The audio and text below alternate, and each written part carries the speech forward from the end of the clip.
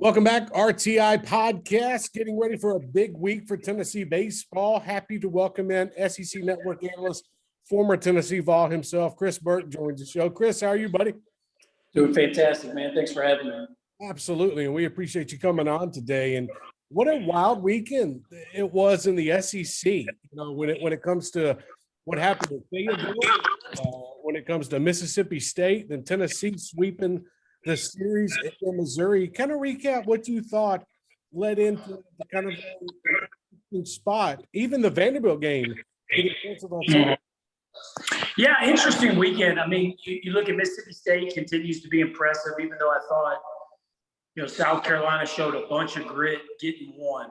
That was a big deal for South Carolina, especially coming off being swept at Ole Miss.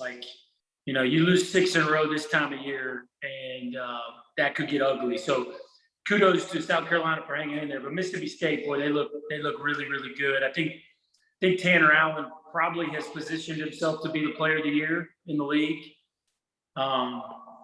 Mississippi State certainly looks legit. Arkansas just keeps doing their thing.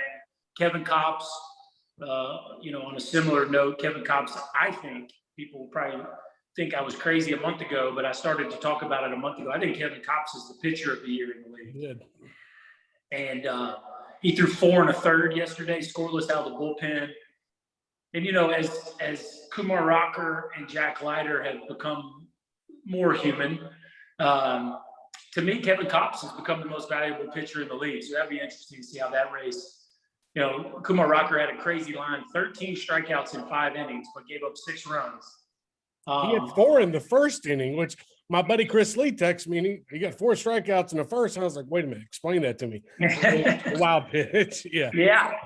So normally if you tell somebody you struck out 13 dudes in 5 innings, you think that's a heck of a game. But somehow he gave up 600 runs, still got a win. And, interesting that Jack Leiter did not pitch this weekend. So Vanderbilt gets rained out in game 3. I don't know if he was planning on pitching in game 3, but missed his start in game 2. So that's certainly something to look at. Florida, nice, big road series win. They positioned themselves, I think, to be a host. I think the biggest disappointment of the weekend was the series I was calling. Ole Miss blowing a 5-2 lead yesterday to lose the series to Texas A&M, who, to be honest with you, Trey, Texas A&M has Austin Boast is a good hitter, but Will Frizzell is their one bat. And right. When you drive home and you think we let their one hitter hit 2 game winning home runs, I don't think you sleep real good. So that was probably the biggest disappointment of the weekend was Ole Miss not figuring out a way to win that series. But Tennessee, man, I would say Tennessee sweeping on the road and doing it with, and this is kind of their theme of the year. It sounds cliche, but you're talking about Drew Gilbert and Max Ferguson, who a couple of weeks ago were MIA in SEC play, and now they're the 2 guys that carry you this weekend. 2 weeks ago it looked like Blade Tidwell was maybe hit a freshman wall. Now he's had his 2 best starts consecutive weeks. So Tennessee is just continuing to kind of live up to the adage of different people stepping up in different moments. And it's you can call me an orange-colored lenses all you want, but they are a really interesting story this season. Hey, what do you make of the Tennessee spurts? And I call those the spurts. They had 4 runs in the first inning this weekend. They popped off in the 6th inning on Saturday for, if I'm not mistaken, 5 runs in 4 runs previous inning. So, it feels like they just come on and just get hot those 1 or 2 innings, and then they hold on. Is that something you've seen with Tennessee where maybe it's not consistent the whole game, but they do enough, in between those weird innings to be able to get the win? Yeah, I think that's probably a little bit of a trend just in the sport. It's hitting so hard that it's hard to tack on 1 or 2 every inning. But I think what it shows with Tennessee is their lineup depth, that really any place in the order, they can hit a run. Spence and Ferguson are 2 really high on base percentage guys, and Rucker and Russell are super dangerous guys in the middle of the order. But the reality is guys like Gilbert and Beck and Pavloni, Greer has been playing, Lipsius has been hot. You know, like they can hurt you in different places of the batting order. And ultimately, the only way you can do what they've done in the conference is to have that kind of depth. What do you think of Tennessee's rotation and how they're going right now? I'm sure Chad Dallas is going to get the ball on Friday night. Kind of been that same three, you know, Heflin's been thrown in there. I know Tidwell, you know, pitched this past weekend, but it seems like over the last 2 weekends, maybe they're starting to figure it out a little bit when it comes to pitching, because it felt like in the Kentucky series, they were chasing a lot of balls. And then the pitching wise also, it just kind of felt like nobody could get into that groove. Do you feel like that they've kind of figured out the pitching ever since the A&M series? I think the pitching has been probably the most under talked about piece of this Tennessee team. When you think about the fact that Jackson Lee, who was supposed to be their ace, basically, you know, hasn't pitched all year. And so any team where you take their number one piece out, like if you took Kumar Rocker out of Vanderbilt, everything changes, right? So you've taken Jackson Lee off of Tennessee's rotation, yet they still are tied for first in the Southeastern Conference. I mean, I'm just telling you, like, it's pretty crazy. It doesn't get talked about because it wasn't like Jackson Lee was 4-0 with a .50 ERA, and then he got hurt. So nobody's talking about it. But the truth is he was their ace. And the bullpen, while there's moments where you started going, oh, no, maybe Hundley's lost it, maybe Connell's lost it, maybe Redmond Walsh isn't going to be able to do it. Like, they've weathered every storm, you know, and Chad Dallas has been consistent. Will Heflin has been consistent. Blake Tidwell has now kind of bounced back from maybe a little bit of a freshman wall. And so, yeah, the pitching looks legit. And I would just say this, Trey. Tennessee is hosting the number one team in the country. Now, pretty crazy. It feels like they're way off and they're facing this team that's like, but Tennessee's fourth. Okay, like, you know, so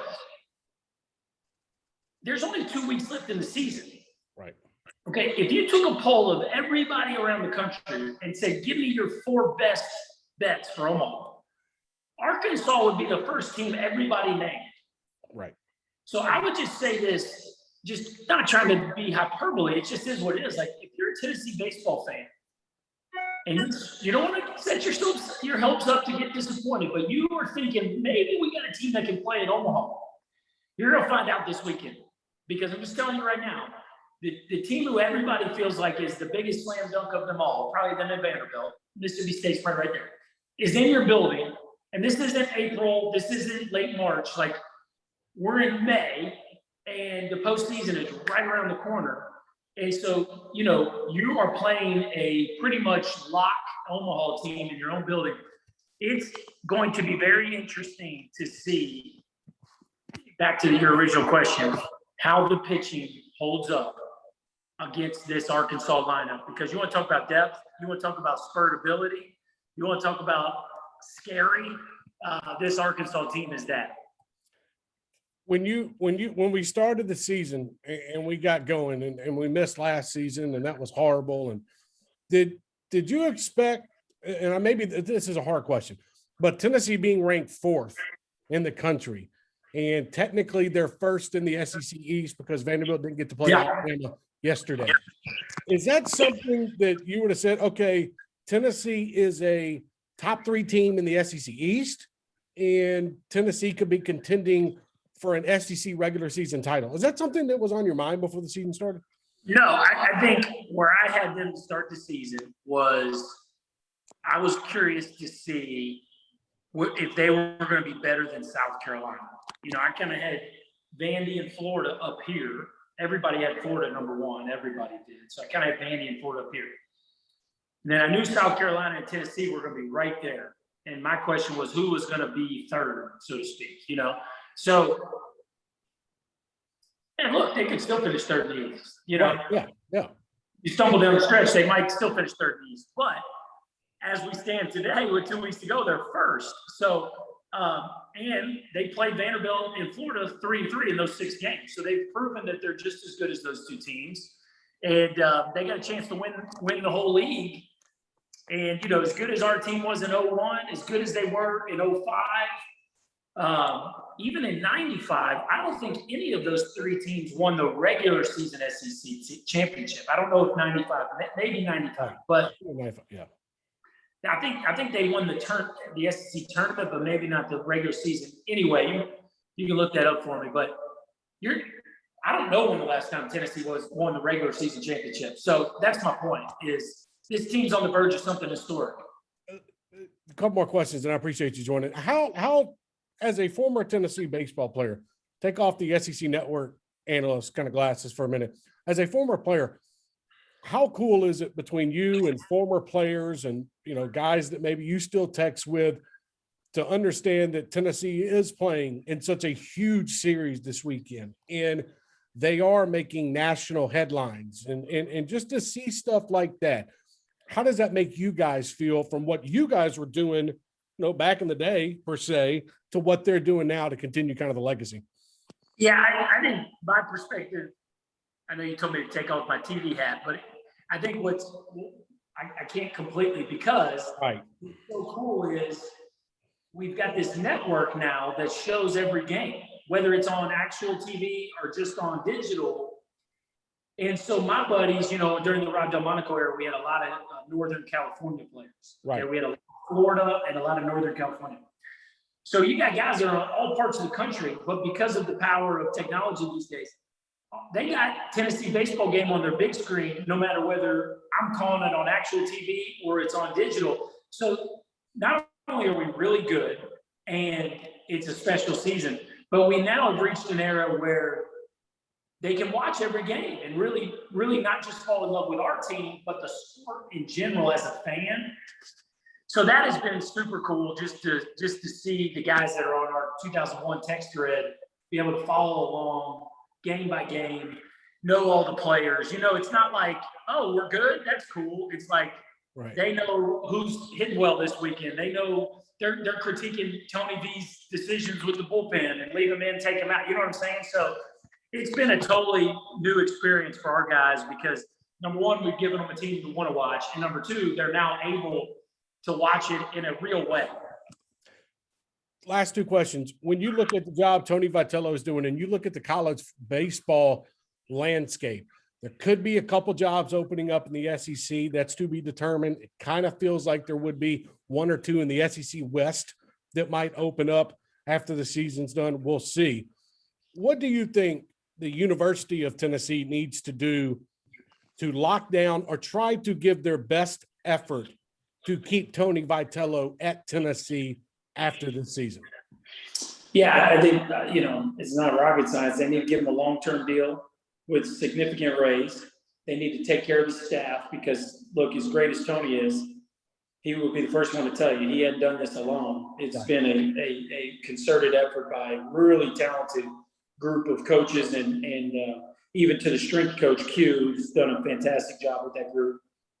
So you got to take care of him and his staff, and then you got to give him tangible evidence that you're going to give him a stadium that allows him to compete with his peers. Again, he doesn't have to have Swayze Field or Duty Noble, but he at least needs to be competitive with Kentucky and Florida and Vanderbilt. And so right now, I hope the administration sees is, and they're going to see it this weekend, Trey, that place is going to be bumping.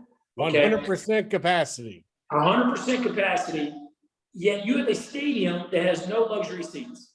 Right. You have no suites. You have a program that now can produce a profit, but you have a facility that does not support really producing a profit, right? And so in football, when Tennessee's good, you print money because you've got all these luxury boxes.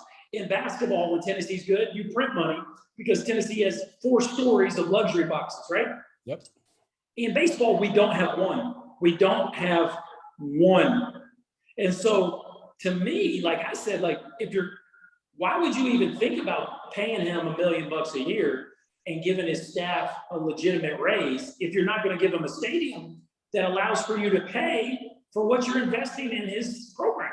You know what I mean? Yeah. So to me, how many programs on campus, and I'll go ahead and give you the answer, 2, maybe 3, I don't know about the Lady Bulls, where you can actually say, okay, we're going to increase this expense but we can generate the revenue to pay for it. I mean, you know, Trey, you follow college sports. How many? Two. So like you actually have a sport where you say, okay, we're going to up, we're going to pay 250% more than we've been paying, but we're going to make it all back because this dude's going to sell the place out. We're going to host regionals. We're going to host super regionals. We're going to build them some skyboxes, and this sucker's going to pay for itself and then some. So that's what I hope they see, and I hope a weekend they're going to be a host for sure. They're hosting the #1 team in the country this weekend. So, and they might host a super regional if they win that regional, right? So you've got 3 weekends coming up where hopefully the administration goes, oh my gosh, this could be really, really big. And look, Danny White was at Ole Miss, so he should know, right? He should know. And you're it's a national spotlight. All eyes are on you this weekend. I mean, all eyes are on you than it would be for the super regional, then super regional. So no, I agree. Hey, last question from a fan's perspective, and just how cool it is. That's really all I can say is how cool it is to have people 100% capacity back in Lindsey Nelson Stadium this weekend. They do have a game against Tennessee Tech. I expect them to take care of it.